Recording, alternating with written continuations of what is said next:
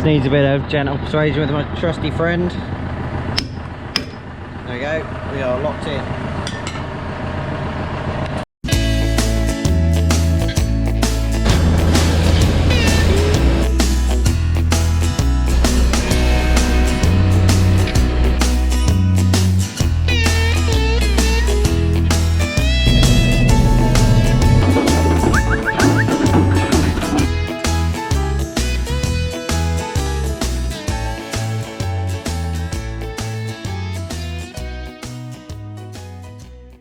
Hello again, welcome to another episode of Jim's Farming. Today we are going baling silage. Dad's currently out with our woofler, just fluffing up the grass a bit. Oh, got a bee in the cab. There you go. Got a dog in the cab as well. Yeah, so I've got a bit of Dad's out fluffing up the grass a bit, just get it a bit drier, get it nicely rode up for me, and yeah, I'm just about to hook to the baler. I've got a bit of a love-hate relationship with this baler. Probably had it, we had it about 14 years now or something. I think we've had it from new. Wouldn't have done a huge amount of work with us, but it's a bit rough. I don't think the build quality is that great on it, to be honest.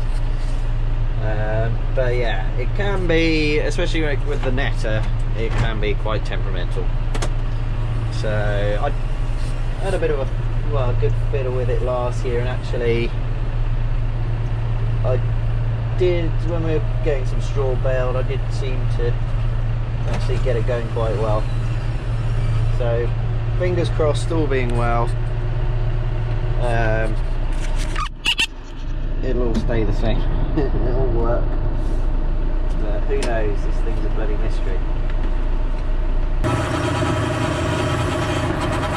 Come on, Finn. Oh, we're in business. There you go, all on.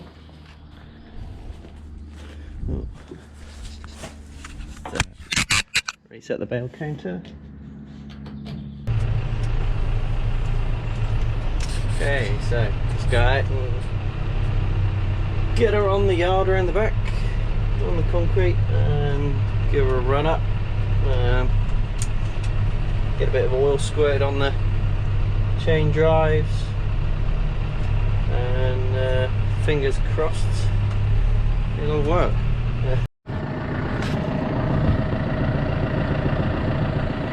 It's pretty flat. Got her opened up.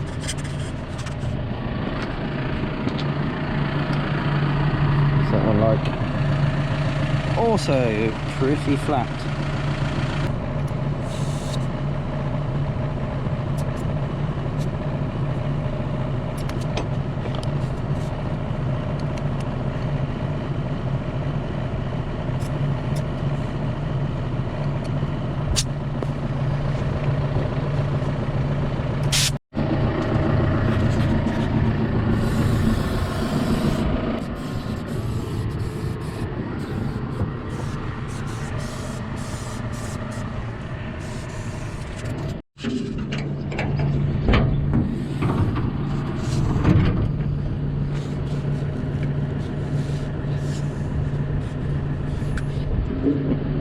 I think I've probably got enough.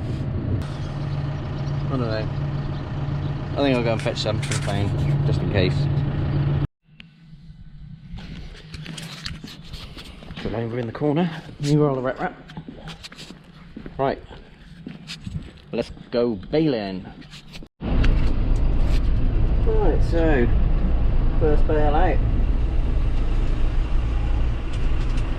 Did have a little bit of a problem. The net had, I think, being parked up over winter, it got stuck to the pickup roller that feeds it in and around the bale, and that happens quite a bit. It's like a rubber roller.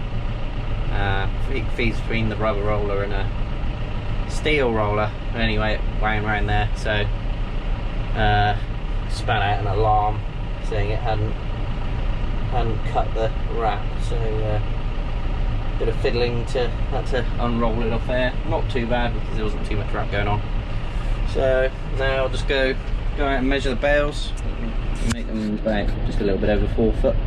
So I'll just go and check that and sort of check the amount of wrap. Don't want to be putting too much on or too little. With silage wrap, you don't really put that much on. It's hardly even two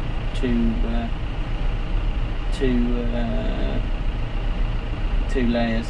So because they're going to be wrapped with plastic, they don't really need it to be held together. We just need to hold their shape until the wrapper gets here. Hopefully shouldn't be too long. It's not far off 4 foot. It's pretty close. Might spit out another, see how that goes. I've got 2 layers of net there. And 2 and a bit layers. So I'll probably cut that back a little bit. There's not really many jobs we don't do ourselves on the farm, to be fair. It's the bale wrapping, hedge trimming, and combining the oilseed brake. Other than that, we've got the kit, or we hire the kit in to do the rest ourselves. So it's nice to be in control of when work's getting done, because everything in farming is so weather dependent. Not having to wait for somebody to come along and the weather goes to big toll. Right, there we go, another bale. It was all going too well. So just about to start my last pass on the head. Well, normally leave outside pass on the headland up against the hedge, because just in case there's any thorns and I get a puncture.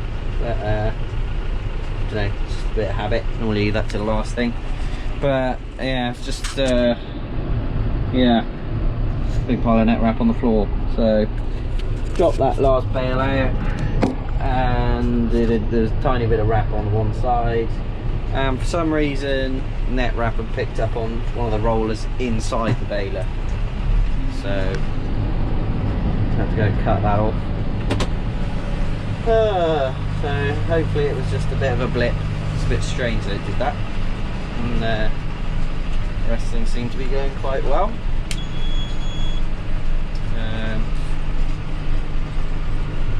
Yeah, very odd. So you can see what was my poorer oilseed rape field over the hedge.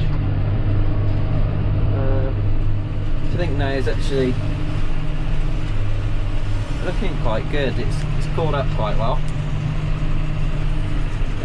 Still a lot of petal on it. Down this end was very poor. Up the top seemed a bit better earlier on, but this really has caught up. That's where the pigeons were having a bit of a go, and it was quite wet in the winter. And there was quite a bit of competition from the volunteer oats that were left from last year. But yeah, that's still relatively yellow. So I definitely think I did get it sprayed after I did the filming for my last video. But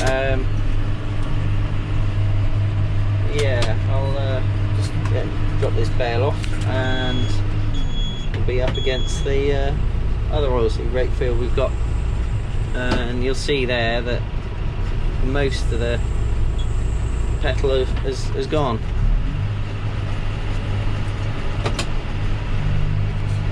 Yes, I think they're planted a day apart, so I think it's just all down to the preceding crop. So oats and oats after oats.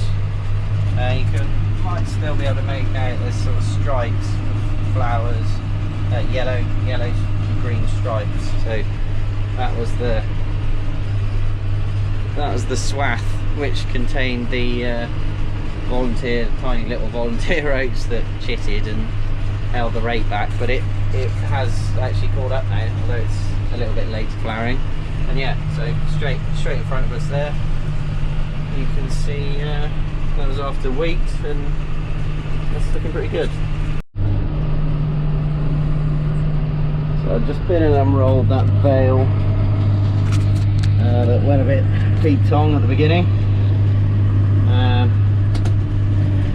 Also just blocked the baler, so missed out on that, but it's pretty unexciting, and I was cussing a bit.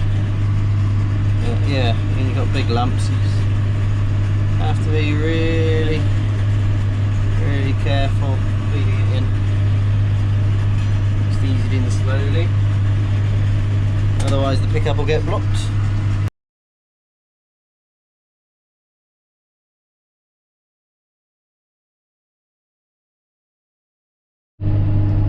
So got that unblocked.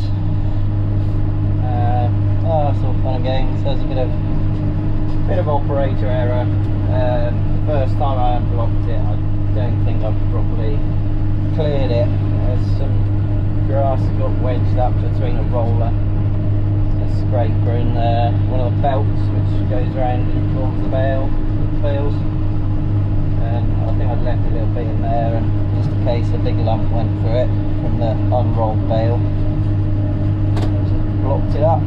So, never mind. We're getting there. So I made a good start. Knocked my headland off on this second patch. It's about 2 acres, 2 or 3 acres. Seems to be, there did seem to be a good crop of grass here. I think there's more grass here than the other place.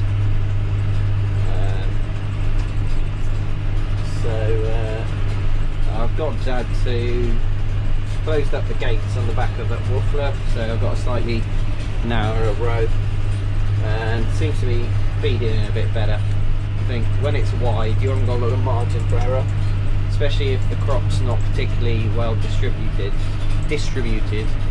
in the row. And it seems that I just was having a bit of trouble getting the bales really nice and even. So this is a bit better, I think. Another one. Yeah, so hope you've enjoyed watching me bale a bit of silage.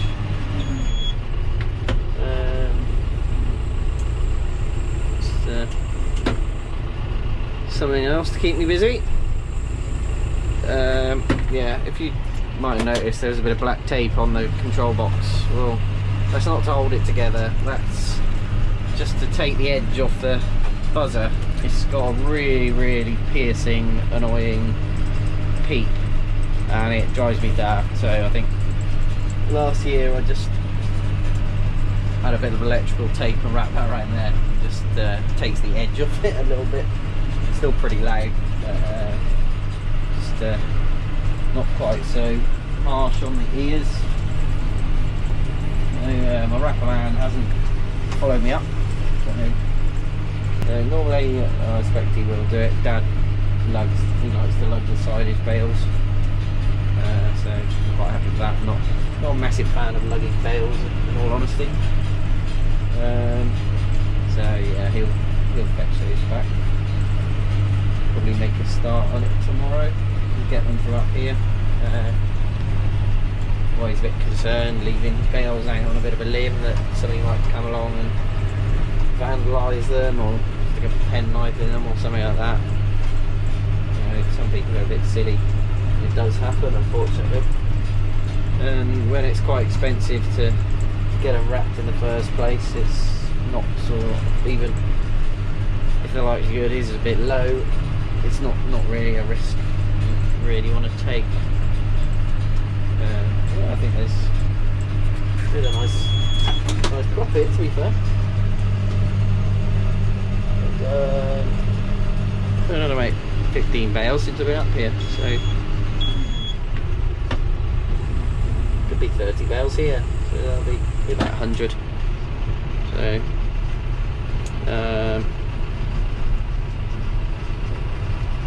we'll have I would say we'll have a second cut off here there'll be a bit more fertiliser to go on it.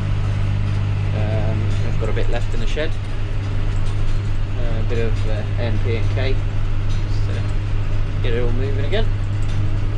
But I was having this discussion with Dad for what it costs to make the silage, all the passes with the kit to get it to this stage, and then getting it wrapped. It's not cheap. There's all the plastic and everything that goes with it, net wrap. You start factoring in all these things, time and diesel, and the fertiliser, of course. I really hardly think it's worth making much of a surplus. The bales of silage we were selling, we sold some at an auction. They made £20 a bale, and then we sold a load more privately for the same.